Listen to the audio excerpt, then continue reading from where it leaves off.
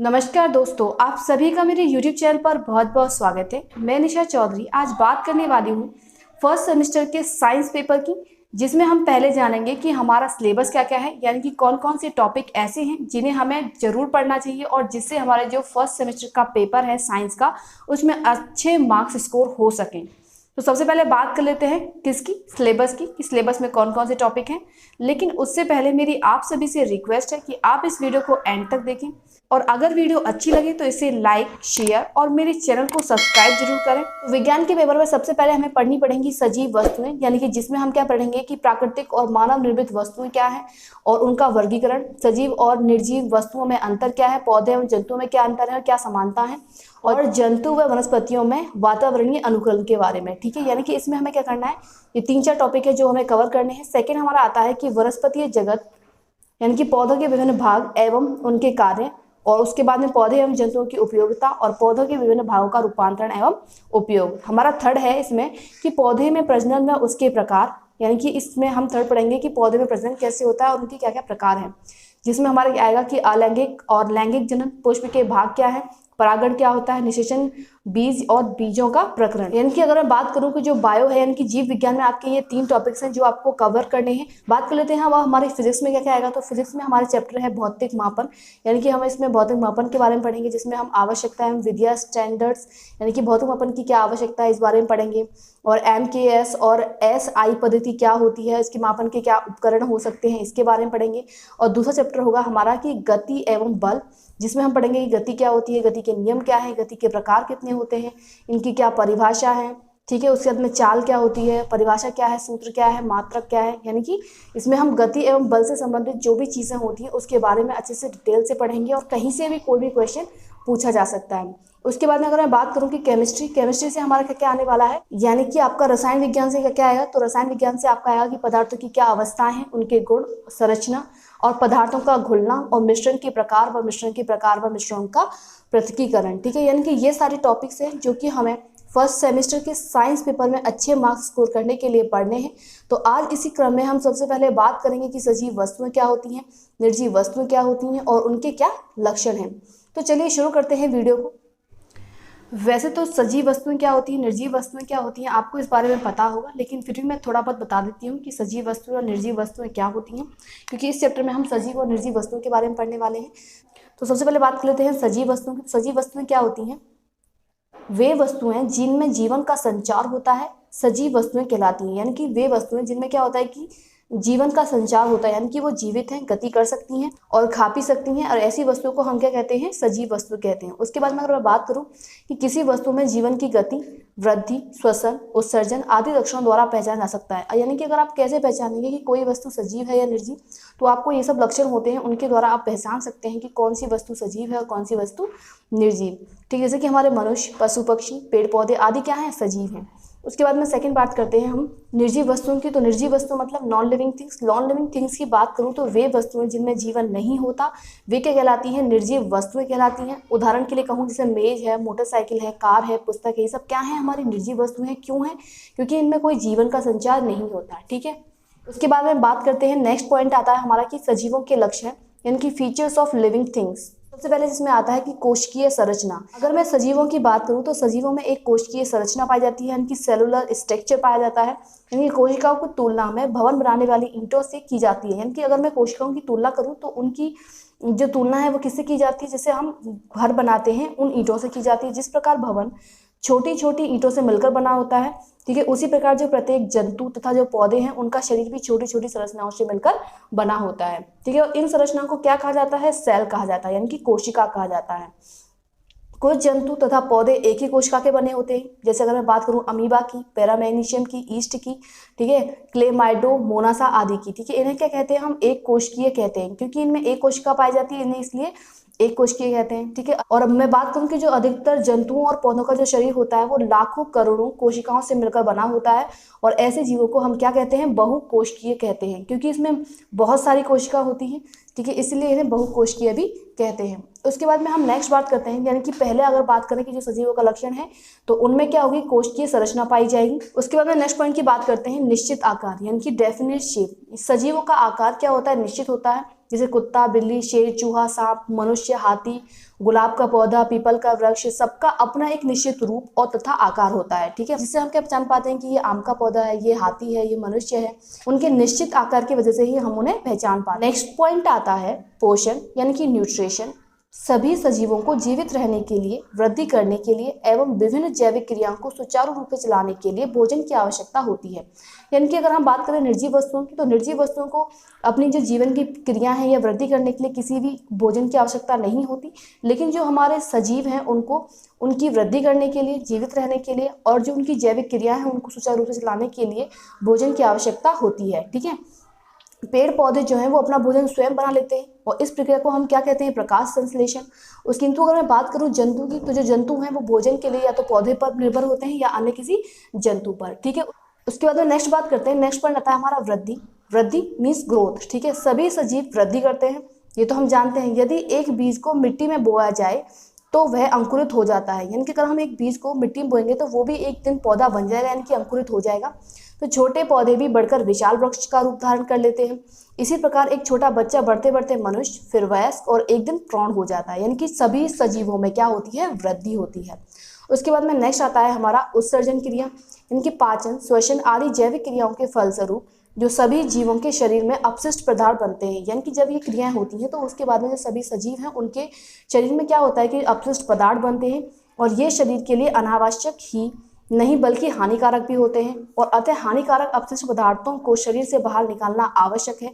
और क्या होता है कि जो अपशिष्ट पदार्थों को शरीर से बाहर निकालने की क्रिया को ही हम क्या कहते हैं, उत्सर्जन कहते हैं। जैसे अधिकतर जीव ऐसे पदार्थों को मल मूत्र, पसीना तथा कार्बन डाइऑक्साइड के रूप में शरीर से बाहर निकालते हैं। जैसे पौधों में देखा होगा आपने, गोंद, रबर, रेजिन तथा जल आदि के रूप में उत्सर्जन करते हैं। मैं बात करूँ कि पौधे अपना उत्सर्जन कैसे करते हैं, तो पौधे में उत्सर्जन होता है गोंद के, रबर या रेजिन तथा जल के आदि उत्सर्जन से, ठीक है। उसके बाद में छठा हमारा सजीव का लक्षण है श्वसन क्रिया, जिसे हम क्या बोलते हैं, रेस्पिरेशन। सभी सजीवों को जीवित रहने के लिए सांस लेना पड़ता है। हम जानते हैं कि जो सभी सजीव हैं उनको जीवित रहने के लिए सांस लेने की आवश्यकता पड़ती है और अगर वो सांस नहीं लेंगे तो वो कुछ मिनट भी जीवित नहीं रह सकते। तथा मनुष्य एवं जीव जंतु सांस लेते समय ऑक्सीजन ग्रहण करते हैं। अगर मैं बात करूँ कि जो हमारे मनुष्य हैं या जीव जंतु हैं वो जब सांस लेते हैं तो ऑक्सीजन ग्रहण करते हैं और तथा कार्बन डाइऑक्साइड निष्कासित करते हैं। लेकिन अगर मैं पेड़ पौधों की बात करूं तो दिन में वो ऑक्सीजन छोड़ते हैं और यह ऑक्सीजन सजीवों के लिए भी विभिन्न कोशिकाओं में पहुंचकर भोजन का ऑक्सीकरण करके ऊर्जा करती है। यानी कि अगर मैं बात करूं रेस्पिरेशन की या श्वसन क्रिया की, तो जो हमारे मनुष्य और या जीव जंतु हैं वो बिना श्वसन किए यानी कि बिना सांस लिए जीवित नहीं रह सकते, ठीक है। तो वो क्या करते हैं कि जब सांस लेते हैं तो वो ऑक्सीजन ग्रहण करते हैं और कार्बन डाइऑक्साइड क्या करते हैं, निष्कासित करते हैं। और इस कार्बन डाइऑक्साइड का जो हमारे पेड़ पौधे हैं वो उपयोग करते हैं और उपयोग करने के बाद में वो प्रकाश संश्लेषण की क्रिया करते हैं और प्रकाश संश्लेषण क्रिया के बाद में वो हमें क्या देते हैं, ऑक्सीजन देते हैं, जिससे क्या होता है कि वो जीव जंतु या मनुष्य जो है वो सांस ले पाते हैं, ठीक है। कि जो मनुष्य तथा स्तनपायी जंतु ताजी वायु में नाक तथा फेफड़ों द्वारा सांस लेते हैं। जो मनुष्य या स्तनपायी जंतु हैं वो कहाँ से सांस लेते हैं, तो नाक या फेफड़ों से। और अगर मैं मछलियों की बात करूँ तो गलफड़ों से सांस लेती हैं मछलियाँ। और पौधे पत्तियों के क्षुद्र छिद्रों द्वारा सांस लेती हैं, जिन्हें हम क्या बोलते हैं, सूक्ष्म छिद्र या स्टोमेटा, ठीक है। जो हमारे पौधे हैं वो पत्तियों में स्टोमेटा पाए जाते हैं जिसकी वजह से वो सांस लेते हैं, ठीक है। उसके बाद में हमारा 7वां लक्षण आता है सजीवों का कि अनुकूलता, ठीक है, इनकी अडेप्टेशन। इसमें क्या होता है कि सजीवों में अपने को वातावरण के अनुकूल बनाने की क्षमता होती है। अगर मैं बात करूं जो सजीव हैं उनमें वातावरण के अनुकूल अपने आप को बनाने की क्षमता होती है। जैसे मछली है, मछली क्या है, पानी में रहती है, तो मछली की जो शरीर की संरचना है वो इस प्रकार बनाई गई है कि वो जल में आसानी से निवास कर सके। उसके बाद में अगर मैं बात करूँ पक्षियों की, तो पक्षियों की संरचना वायवीय जीवन के लिए अनुकूलित होती है। जो पक्षी हैं वो हमारे आकाश में उड़ते रहते हैं, तो उनकी संरचना जो है वो इस प्रकार बनाई गई है कि उन्हें वायु में रहने में कोई कठिनाई ना हो। उसके बाद में शीत प्रदेशों में रहने वाले जंतुओं के शरीर पर घने बाल तथा त्वचा के नीचे चर्बी की मोटी परत होती है, ठीक है, ताकि वो क्या है वो शीत प्रदेशों में आसानी से रह सके। उसके बाद में बात करूं कि जो मरुस्थलीय पौधे हैं वो शुष्क वातावरण में रहने के लिए अनुकूलित होते हैं और जो मरुस्थलीय पौधे होते हैं वो शुष्क वातावरण में आसानी से रह सकते हैं। यानी कि ये उनकी क्या होती है, ये अनुकूलता होती है, जिससे क्या होता है कि सजीव आसानी से अपने वातावरण में अनुकूलन कर सके। उसके बाद में नेक्स्ट पॉइंट की बात करते हैं तो हमारा आता है जीवन चक्र। अगर हम बात करें जो सजीव हैं, सजीवों में क्या होता है, एक निश्चित जीवन चक्र होता है। ये जन्म लेते हैं, ये वृद्धि करते हैं, प्रजनन करते हैं और अंत में क्या होता है, ये मर जाते हैं। उसके बाद में नेक्स्ट पॉइंट आता है हमारा, यानी कि सजीवों का नेक्स्ट लक्षण है हमारा प्रजनन, यानी कि रिप्रोडक्शन। जो सभी जंतु अथवा पौधों में अपने ही जैसे जंतु अथवा पौधे उत्पन्न करने की क्षमता होती है और इसी क्रिया को हम क्या कहते हैं, प्रजनन कहते हैं। जैसे कुछ जंतु होते हैं वो अंडे देते हैं, कुछ बच्चे पैदा करते हैं, और जो पौधे हैं वो क्या देते हैं, फूल से फल देते हैं। फलों में क्या होता है, बीज का निर्माण होता है और बीजों के अंकुरण से ही फिर क्या होता है, नए पौधे का जन्म होता है। हमारे सजीवों का नेक्स्ट लक्षण आता है गतिशीलता, यानी कि सभी सजीव वस्तुएं गतिशील होती हैं। मनुष्य तथा पशु एक स्थान से दूसरे स्थान पर पैरों से चलकर पहुंचते हैं तथा पक्षी उड़कर एक स्थान से दूसरे स्थान पर पहुंचते हैं, और जो पेड़ पौधे हैं वो एक स्थान से दूसरे स्थान पर नहीं आ जा सकते, किंतु पौधे की जो लताओं के रूप में कुछ सूर्य की ओर मुड़कर तथा कुछ पृथ्वी की ओर झुककर अपनी गतिशीलता दर्शाते हैं। यानी कि आपने सूरजमुखी के बारे में पढ़ा होगा। हमें लगता है कि जो पौधे हैं हम उनको सजीव की श्रेणी में रखते हैं, लेकिन जो पौधे हैं वो गति तो करते ही नहीं है। ऐसा नहीं है, जो पौधे हैं वो भी अपनी गति करते हैं। आपने देखा होगा सूरजमुखी के पौधे के बारे में कि जो सूरजमुखी का पौधा है वो जिस तरफ सूरज जाता है उसी की ओर मुड़ता हुआ चला जाता है। तो इससे हमें पता चलता है कि जो पौधे हैं वो भी हमारे गतिशील हैं, वो भी हमारे मूवमेंट करते हैं। यानी कि ये जो सभी लक्षण हैं, जो मैंने आपको 10 लक्षण बताए, क्या क्या बताया था कि कोशिका संरचना होती है, उसके बाद में प्रत्येक सजीव का एक निश्चित आकार होता है, उसके बाद में बात करें कि जो प्रत्येक जीव है वो पोषण करता है, उसके बाद में फोर्थ था हमारा, वो प्रत्येक जीव क्या करता है, वृद्धि करता है। फिफ्थ था कि समूह में क्या होती है कि उत्सर्जन क्रिया होती है, जो सभी जीव हैं वो श्वसन क्रिया करते हैं। उसके बाद में हमारा नेक्स्ट था कि अनुकूलनता, यानी कि जो सभी जीव हैं वो अपने वातावरण में आसानी से रह सकते हैं। यानी कि नेक्स्ट था कि जीवन चक्र, सभी जो प्रत्येक जीव हैं उनका एक जीवन चक्र होता है, वो जन्म लेते हैं, वृद्धि करते हैं, प्रजनन करते हैं और उसके बाद में उनकी मृत्यु हो जाती है। उसके बाद में नेक्स्ट था रिप्रोडक्शन की, यानी कि जो सभी जीव हैं वो अपने जैसे जीव जंतु या फिर पौधे उत्पन्न करने की क्षमता रखते हैं। उसके बाद में सबसे लास्ट पॉइंट था हमारा क्या, मूवमेंट, यानी कि जो सभी जीव हैं वो एक स्थान से दूसरे स्थान पर जा सकते हैं। अगर मैं इस चीज़ की बात करूँ कि जो हमारे पौधे हैं वो एक स्थान से दूसरे स्थान पर नहीं जा सकते, तो उनके लिए मैंने आपको बताया कि जो पौधे हैं वो भी अपनी गतिशीलता के बारे में बताते हैं, लेकिन वो कैसे बताते हैं कि जो पौधे हैं वो लताओं के रूप में या सूर्य की ओर मुड़कर अपना या पृथ्वी की ओर झुककर जो है वो गतिशीलता दर्शाते हैं। तो दोस्तों आज इस वीडियो में हमने सजीव क्या होते हैं, निर्जीव क्या होते हैं और सजीवों के कुछ लक्षण के बारे में जाना। अगली वीडियो में मैं आपको बताने वाली हूँ कि सजीव और निर्जीव में क्या अंतर होता है या पेड़ पौधे और जंतुओं में क्या अंतर होता है। आप देखेंगे कि जो बीटीसी और डीएलएड के एग्जाम में क्वेश्चन पूछे जाते हैं वो मोस्टली क्वेश्चन यही पूछा जाता है कि सजीव और निर्जीव में अंतर क्या है, या फिर कभी कभी पूछ लिया जाता है कि पेड़ पौधों में अंतर क्या है। लेकिन अगर आप और अच्छे मार्क्स स्कोर करना चाहते हैं तो मैं आपको एक एडवाइस देना चाहूँगी। अगर आप उस एडवाइस को फॉलो करते हैं तो आप देखेंगे कि आप बहुत अच्छे मार्क्स स्कोर करेंगे। तो सबसे पहले बात कर लीजिए, प्राथमिक स्कूल में आप जब ट्रेनिंग करने के लिए जाते हैं तो वहाँ आपको एससीईआरटी की बुक्स मिलती हैं, जो कि आप 6th 7th 8th यानी कि जो आपके प्रिंसिपल हैं आप उनसे परमिशन लेके आप बुक्स प्रोवाइड कर सकते हैं। तो उनमें 6th क्लास की बुक है जिसका मैं आपको दिखा देती हूँ। ये 6th क्लास की बुक है जो कि एससीईआरटी की है। तो आप देखेंगे कि जो क्वेश्चंस पूछे जाते हैं वो मोस्टली हमारे 6th 7th 8th की जो बुक्स होती हैं उन्हीं से लिए जाते हैं। यानी कि अगर आपने उन बुक्स को अच्छे से रीड कर लिया, अच्छे से पढ़ लिया, तो आप एक भी क्वेश्चन ऐसा नहीं होगा जिसे आप नहीं कर पाएंगे। जब मैंने बीटीसी और डीएलएड किया था तो मैंने भी इन वाली बुकों को फॉलो किया था, इनकी इन बुक्स को पढ़ा था और मुझे इनसे बहुत बेनिफिट मिला, इसीलिए मैं इस चीज़ को आपसे शेयर करना चाहती हूँ।